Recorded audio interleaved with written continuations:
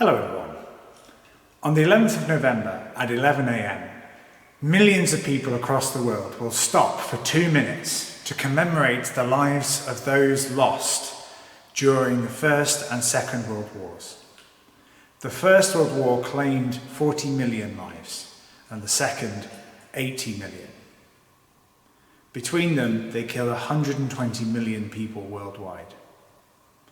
This year, those parades and those ceremonies will be stopped because of COVID-19.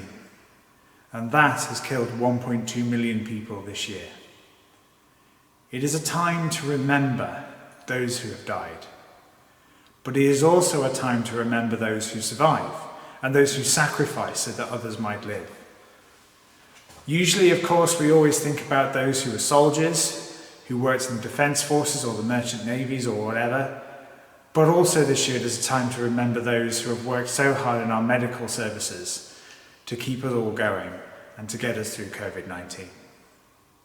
At Wilson's, over 70 students and teachers went to fight in the First World War. Over 100 went to fight in the Second. And those numbers are quite big for a school as Wilson's. If you think each year they probably only had about 55 students across the whole school. Today we have 400. So 75 of them went to the First World War. 27 of them were wounded and 22 never came home. Those are big numbers, but they miss the individual stories.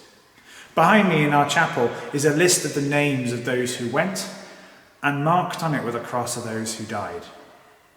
There's just a couple that I want to tell you about.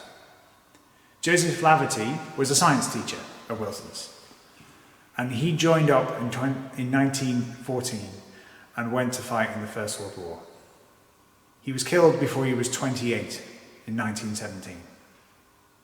Victor Weir in 1914 came to Wilson's, aged 12 years and 9 months. He joined the Royal Artillery in 1916. You don't have to work out that he was just shy of his 15th birthday when he did. And he was wounded at the age of 16. People as young as 12 joined to fight in the war. They thought it was an adventure, they thought it would be exciting. And some of them paid the ultimate price. On this wall behind me are two brothers, Isaiah and William Somerset.